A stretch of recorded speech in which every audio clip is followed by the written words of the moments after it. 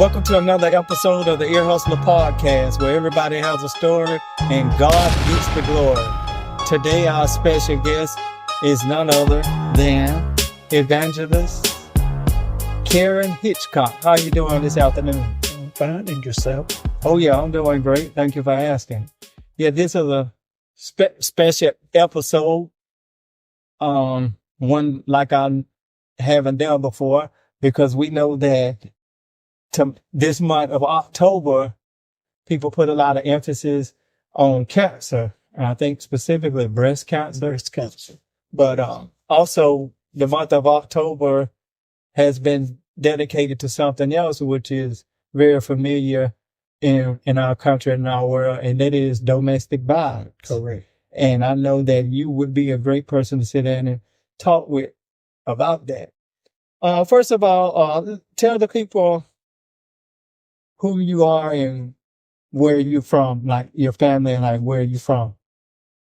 I was born and raised in Madison County. I've been there just about all my life. I moved to Athens for a little short time, but back to Madison County, I love the country. So Okay. but that's it. Really, just I love God and my kids. I love Okay. my kids are my heart. Okay. And you are an evangelist. Correct. Okay. How long have you been ministering? 25 years. 25 years. Okay. And I know by you being a female minister, how difficult has that been? I know you've seen some challenges throughout the year. It's very challenging being a female minister, because a lot of, everybody think it's just a man thing. Okay. But God doesn't work that way. I've seen a lot of places that I should have been able to get in, but because I was not a male, I couldn't get in those places. Mm-hmm. And so it's a lot of drawback as being a women minister. I believe that God uses who he want to use. Right. But, people seem to think that it's just a man thing. and there's more women in churches than men anyway. Correct. Mm-hmm. And so how many children did God bless you with? I was blessed with 3 kids. 3 kids? Okay. 3 girls. 3 girls. Okay. And something happened in your life drastically that changed your life tremendously, having to do with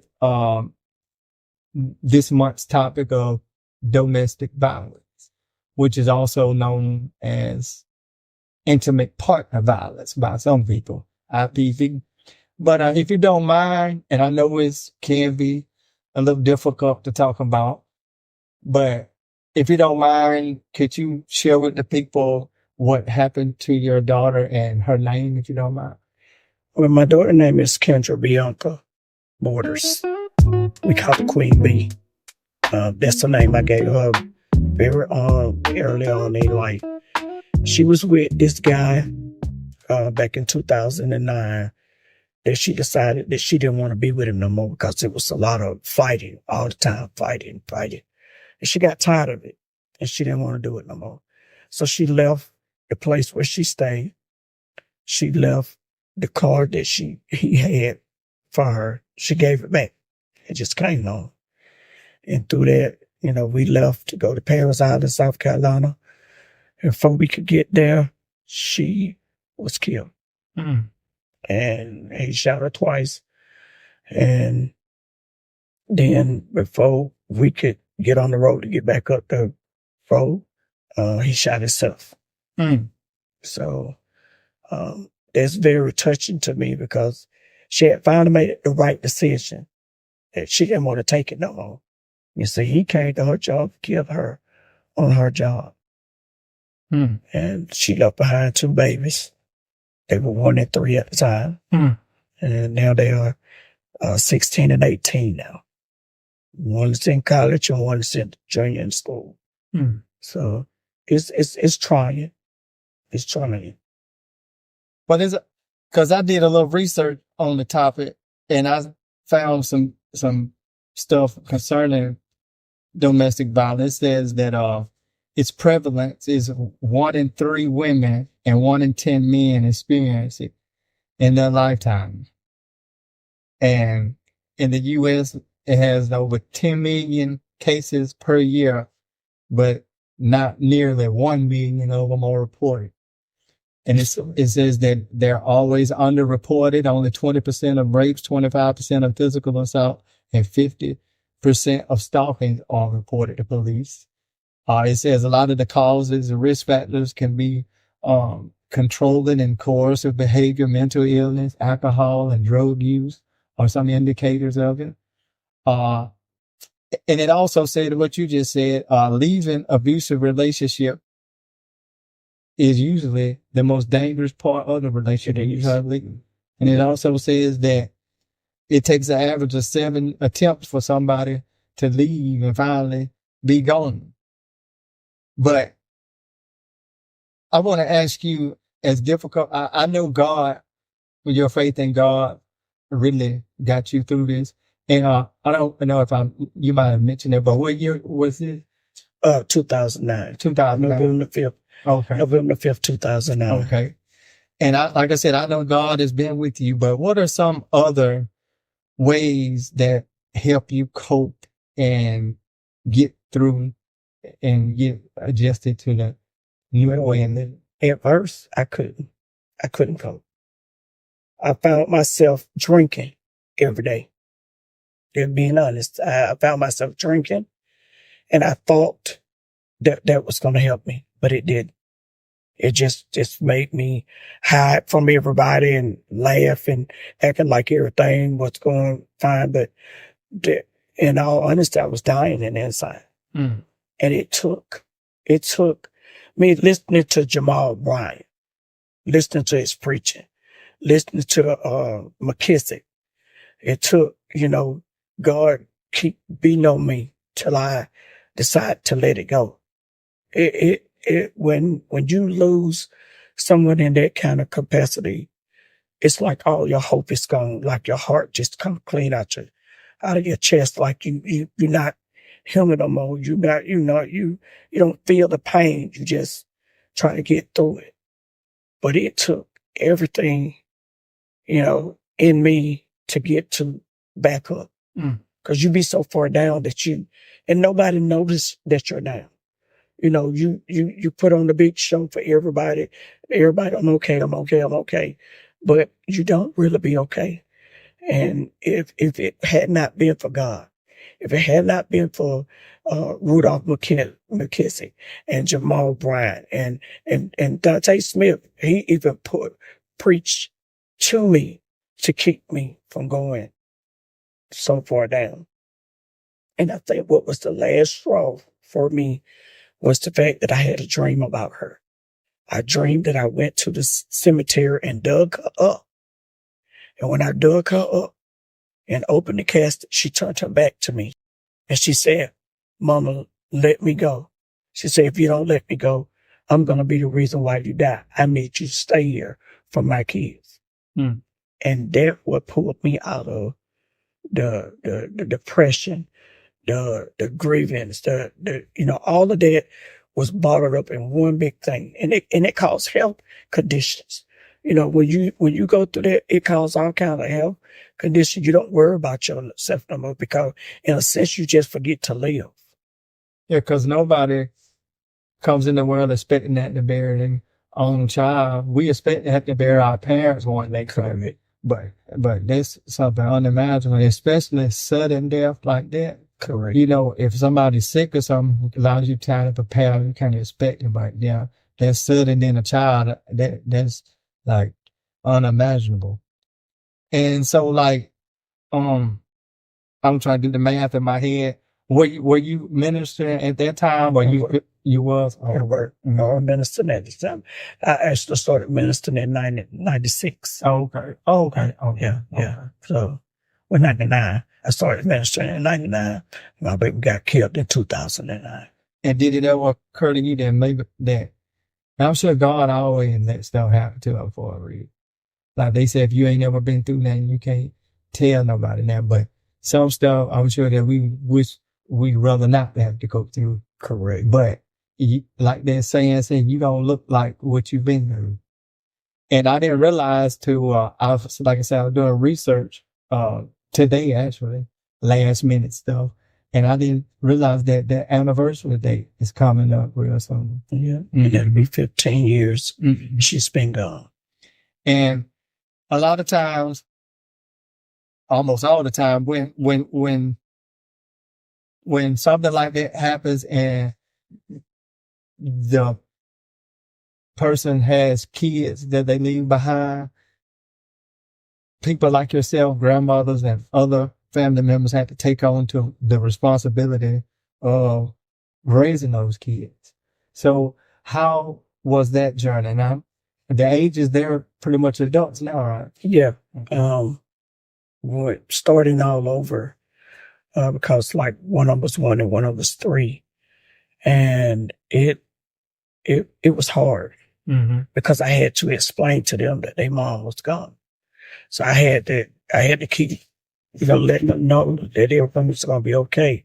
But the kicker for me was the fact that, I had that support. I had my family to lean on to help, keep me going and keep them going. So they had a safety net, there, but nothing is like their mom. They always want their mom to be there. Matter of fact, there was a lot of time that they asked for stuff like that for Christmas. They all only wanted their mom for Christmas. And that was something that I could not give them. So, it was hard to let them,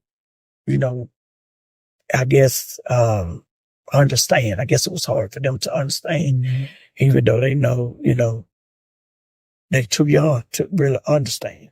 To remember in them. Yeah. Well, my Rio at the time, I didn't tell them right away when she first got killed. Like, she got killed on a Thursday, and I didn't tell them till like a Saturday. Because I had, at that point, I think I had to come to terms with it myself. So I didn't let them know until Thursday. And that's when my 3-year-old granddaughter, she was really, really, really upset. And then she shared some things with me at that point that, kind of made me feel like I didn't know what hurt me the worst, because she told me that the guy that killed her mom, now that was her brother's dad, but it wasn't her dad, but he had molested her. And she told me that. She said, Mama, she said, he molested me. I said, what you mean molested you? Because it's a 3-year-old saying something, but that was a big word for her. And she said, well, Mom, he took grease and put it on his finger and stuck it in my cat. And that when I knew, she knew exactly what she was talking about. And that at that point, I didn't know what hurt me the worst. Him killing my baby, or him planting a seed in my grandkid to hurt her on through life. And when we talked about it, we went to his grave. I let her cuss him out, let her say what she wanted to say. And, she even told me, she said, it had been happening to her. She just hadn't told me. But I knew something was wrong because she started stuttering when she talked. And what was the final thing for her? She said, Mama, she said, recently I didn't tell you about what he was doing because he said he would kill me and you and my mama. And that's why I didn't tell. And from that day to this day, it still sticks with her. She still talks about it. She don't got the counseling and stuff. But I think what hurts her the most is the fact that she didn't tell anybody. And she felt like she could have saved her mom. And she was 3 years old. 3 years old. 3. So, we don't realize what kids are going through. We don't never know what they're going through. And you have to be careful of who you put your kids around. Amen. So that's why, they can't spend the night with nobody. I ain't on these asking. I don't care if they cousin or not. Well, they're going to be right there with me. Yeah, that's not the biggest thing. I just love on them as much as I can and keep things going for them as much as I can. Whatever I got to do to keep them or to get them to the place where they need to get to. That's what I want to do. I want to get them to that place that they never had to compromise themselves to get what they need in life, that I'll be there to make sure that they get that. I know you say that you wish your granddaughter would have said something back then, maybe something could have been done. Well, she felt like yeah, right. But to you during that time, were there any signs or anything that stood out to you as a mother that maybe some type of abuse or something? Yeah, it was a lot that stood out to me. I have actually went toe-to-toe with him when it came to my daughter. But she felt like she loved him. But then when she made up her mind that she could take it no more, that's when she said, Mama, I'm listening to you now. I haven't been listening to you, but I'm listening to you now. So whatever you just say, Mama, I'm going to do. And that's when she moved out.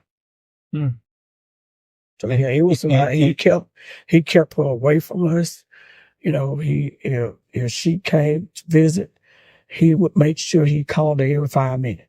Or, you know, I gotta go. She could never spend quality time. So basically that was the problem for him, that she moved out and came back home. Yes. Because he actually came the week before this happened. He actually came to the house and brought her a ring. And she said, no. She said, I don't want it. He gave her $500. She said, you keep it. I don't want it. I'm not doing it no more. So she was tired. She was tired. She gave it up. And, you know, one thing I know about Satan, before he leaves, he tried to destroy everything he could destroy. Amen. Well, and I know there's probably some people listening that are going through something similar, or have some family members that are going through something similar. And that's one reason that I wanted to sit down with you, and maybe we could try to help somebody. What are some things that you think people should look for to warn them of this type of behavior, like red flags? The biggest red flag is when somebody's constantly, if they sitting with you at home, they constantly calling. They need this, they need that. They track them at all times. You know, they never give them a break. You know, they act like if they get around family, they're gonna get too happy, and then they're not gonna do with them. It's about the control. You know, if you see somebody controlling your kid all the time, making sure that they picking up the phone. They can't let the phone go without ringing. Dude, that's going to be a problem. They're going to fuss. Something like that. That's the biggest red flag. If they don't want you around your other folks, your people, it's okay.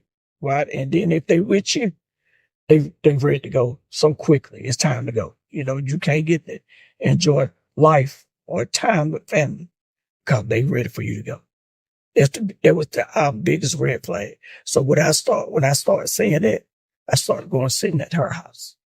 And that's what we do. Me, my other two girls, we'll go sit at the house. Then there was a problem. He didn't want us there either.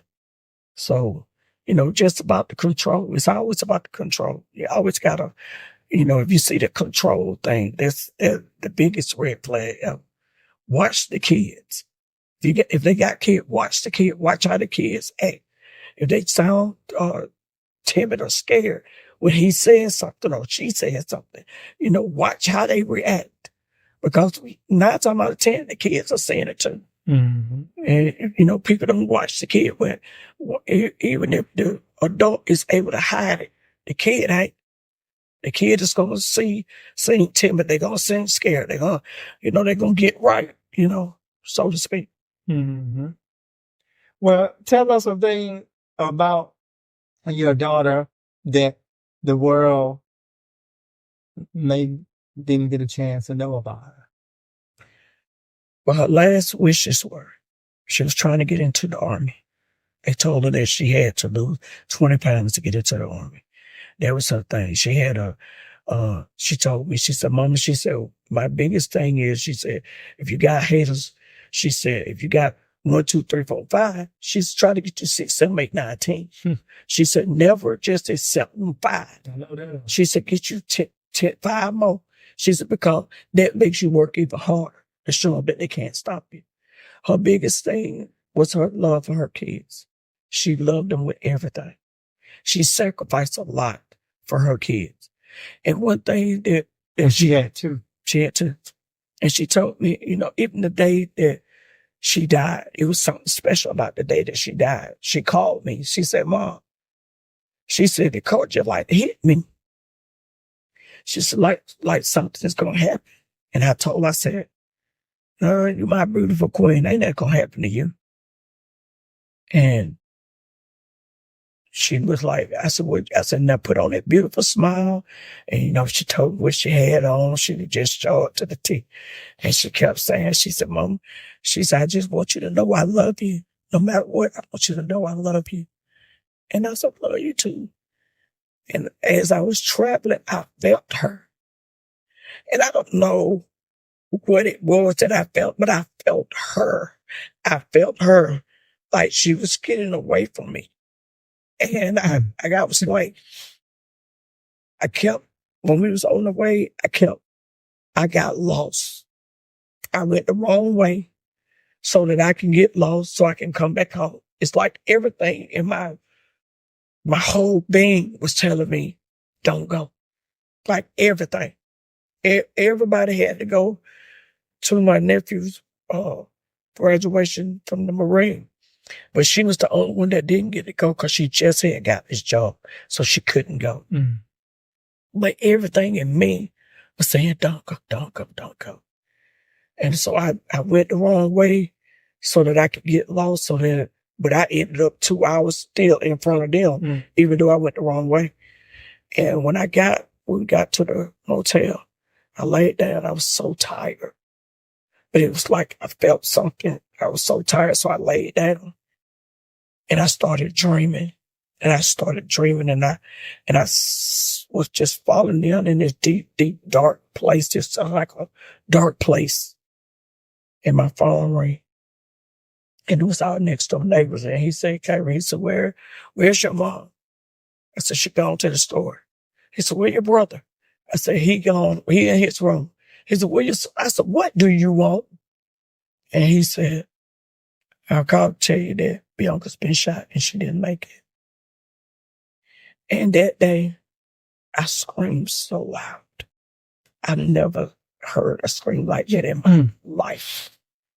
And I could actually see myself. I ran out the room and I could see myself just hitting the ground, just hitting my fist in the ground. But I could see I was out of my body looking at myself, hitting the ground. And I said, no, God. I said, I did everything you told me to do. I said, why? And, everybody, Mom and everybody would get back from the store and they always wonder why. And I was like, y'all, I gotta go. I said, I gotta go. I said, y'all stay. I said, but I gotta go. Everybody packed up to go back with me. And I hated that because it was my nephew, Daddy shot. And I wanted them to go ahead with that, but they looked at my hurt and they got in the car. And we all came back. And we didn't get back to probably 10 o'clock midnight. Mm-hmm. And I was upset because the officer then had took a body and they didn't let me identify a body. And I was so angry about that because my mind was saying, if I could just see her, if I could just lay hands on her, I could see her come. All I thought about was that Gilbert lady that had got shot. She was some kind of senator lady. Her last name was Gilbert. But she had got shot with a high powerful rifle in the head and she lived. So I was looking at, God, if you just let me lay hands on her, I could see my baby rise back up. I could see that. And they had took her to Crown Lounge before I got back. And all they could show me was a picture of her. And that hurts so bad. To see her slumped over in her car. Yeah. And I think my biggest thing was the guy that took him to shoot my daughter.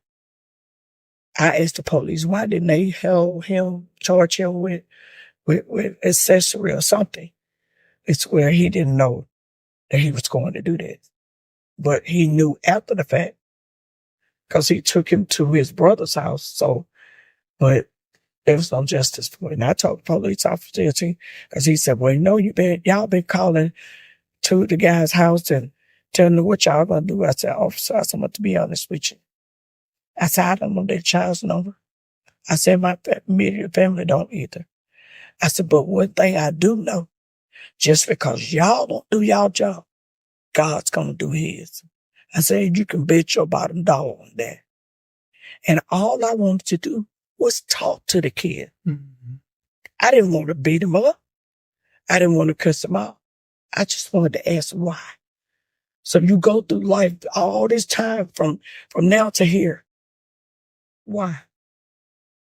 So then I was going to ask you that too. How do you think the laws are set up for victims of domestic violence? It's not good. It's not. They should do better. They should do better. Even if, cause a lot of times they say that they can't do nothing with, if the person that getting abused if the person getting abused don't say anything. Mm-hmm. They saying that they really can't do anything. But I noticed that they have started doing, like, if they called out, if they do the Family Violence Act and stuff like that. But my biggest thing is I feel as though, like, everything that I did to get him away from my child, they did not operate on nothing I did. I'm telling you, I told him everything. I told him about his sold drugs. I told him he would ride with them. Like, I told him everything. Do you think they did anything at that time? Nothing. So I blame them. I really do. I blame them, because had they took the initiative to hear me, I didn't call this anonymous person. I'm telling you who I am, because I wanted him away from my daughter. And I knew that this was going to happen. I knew it. I felt it. And it was nothing I could do to stop it. Even though she came home, I thought that was enough. And for a long time, I blamed my daddy, because I felt like her dad should have said something to him. Don't mess with my baby, something. But as far as you're concerned, you don't have any regret because you did all that you... No, I don't. The only regret I have is the fact that I left. It's the only regret I have, because I felt... Talking about left to go on the trip. Mm-hmm. I felt, and it kept me in a place. It kept me in a place for years, not to go nowhere, just stay around the home, because that fear stuck in. And what I tell you, it was so bad, the fear stuck in so bad that I pulled my other two girls so close to me that they could not move. One of my children got so mad at me and moved way out there to, Seattle, Washington, to get away from me. She said I was smothering her. And I know I was. But when you lose something so precious, you can't help it. But I had to learn to let them go. I had to learn to let them go to the point where God has, it's nothing I could do to change nothing. I just didn't think I could. And for years, it beat me up. If I would have did this, if I would have did that, it beat me up for years. You didn't want to lose one. You showed them want to lose another. Exactly. And I know you, over the years since then, you've been advocating them and been against domestic violence and bringing awareness in the community. How did that come about? I know you... Well, it started through her. It started through her. Being anybody that I knew that went through the domestic violence, that lost their kid that way, I would pour to them. I would reach out to them, and I would help them to get past it, because it's, a lot of people come to you and they'll say, well, God don't make no mistake. And it's all in his hand. That's the worst thing you could say to a parent. And then after the funeral, you don't see no people no more. No more. And all the people that said they were going to be there, they were going to help you with that. And the big lie ever told. Oh, I swear. You don't see them no more. I think people just come to see how you holding up. To see it, how bad you're breaking down. But no, I feel like, everybody should know this is one piece of advice that I can give anybody that goes through this.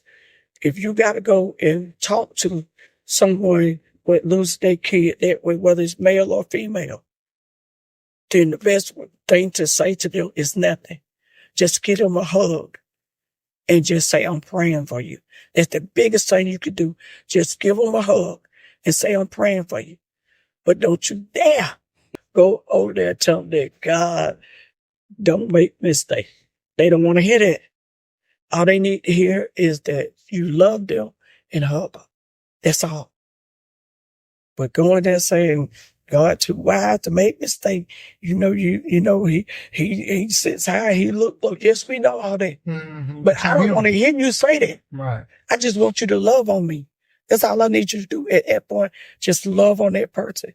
Just tell them, I don't know how you feel because I'm not in no shit, but I can do this. I can love them. And even if somebody has lost a child, that don't necessarily mean they know how you feel. Exactly. And nobody can tell you how long you can grieve. Nobody can tell you that.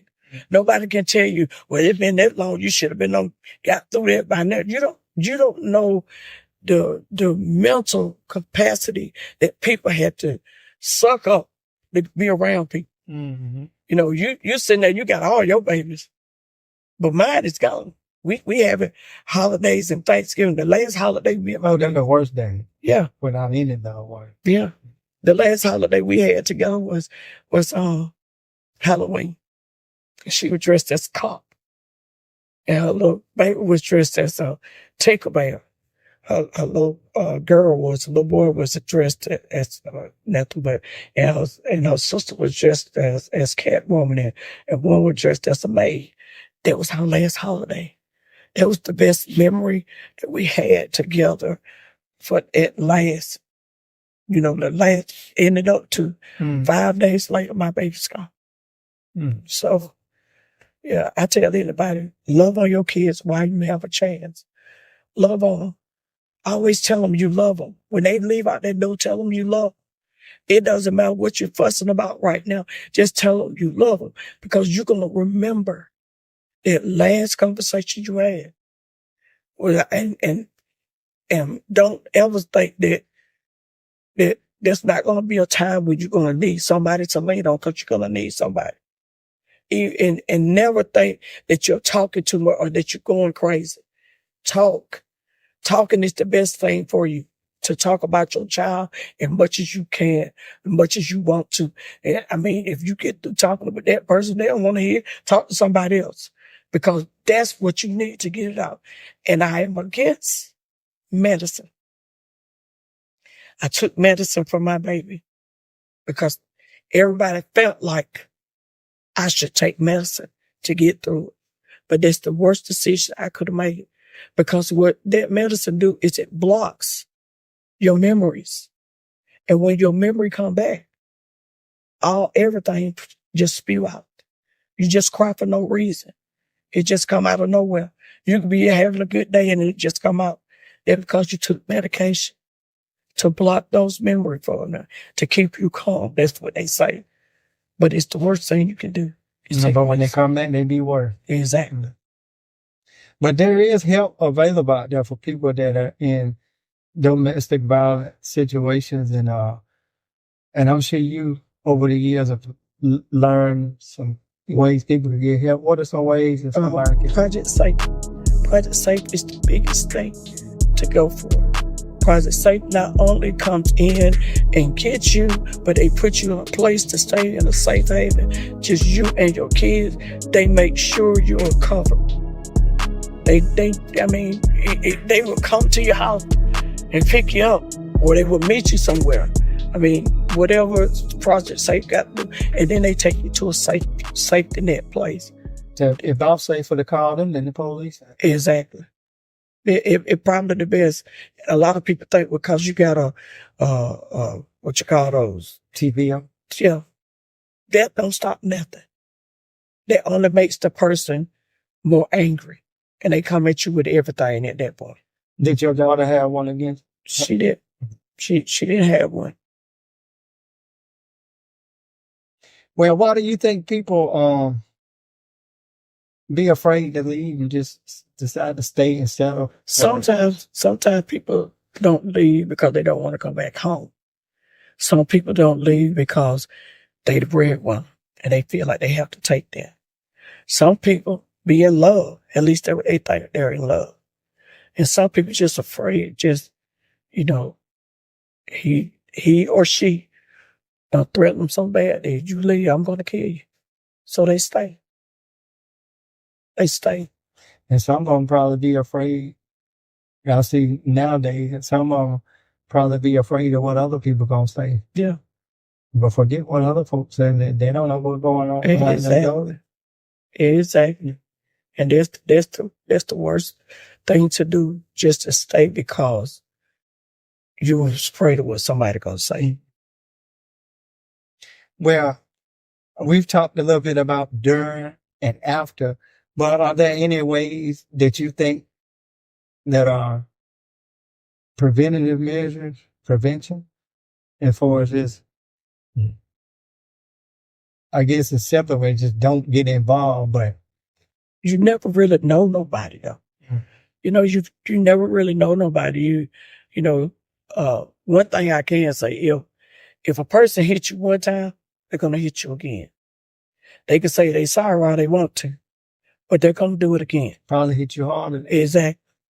And you got to understand, once it starts one time, I don't care if it was in anger, you don't deserve to be beat on. Nobody does, man or woman. Love don't hurt, and it shouldn't hurt. If love got to hurt you, then you don't need that kind of love. The only hurt love that we should see is the love that Jesus Christ went through for us when he was in beat. And he went for a reason. Now, my question is, what is your reason why you're allowing somebody to beat you down? Somebody to keep you in a place. You got to get to the point where, I'm worth more than that. I can't allow you to just keep doing me any kind of way. I'm worth more than that. I remember a situation. I was in a domestic violence relationship. And I remember this one time. And he hit me. And we fought like crazy. I'm telling you, we fought. And he ended up with a gun on me. And I said these words to him. I said, go ahead and pull the trigger. I said, pull it. I said, you want me to tell you why you can pull it? Because I'll be out of my misery and I won't have to deal with you. Because you can only kill my body. You can't kill my soul. You know what they said? You're a fool. And walked away. But see, you have to get to a place where you're not afraid anymore. And the enemy knows when you're afraid. He knows you'll sit there and you'll take it. I've never been the type of person that'll wear a butt whipping. And I never will. And my girls wouldn't either. And had dude came to my baby on one-on-one, he wouldn't have won that fight. And that's been what? 15. 50. My baby been there 15 years. Oh, 2009. That's been 15. So, and then it's about this same time, but you had another family member that recently suffered somewhat of a similar thing. Yes. And they pretty much put me back in a place that I didn't want to be in, because your feeling never really go away. Whenever you go through that, the wound is always there. It's just sometimes something happens to open it back up. Mm-hmm. It's just like a scab when you make a sore in the scab get there, and you pull that scab back off. It's hard to bleed. Mm-hmm. Well, but anybody that going through domestic violence, my suggestion is to ask God to help you get out of it. He will lead you out of it. You just got to listen to him. And a lot of times we don't listen to our parents.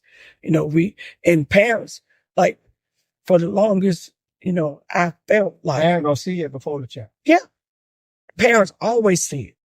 And God see it before all of that. Exactly. And that's the biggest thing. Parents see it. And sometimes parent-kid relationship might not be great, so that they can come and pull their kid out of it.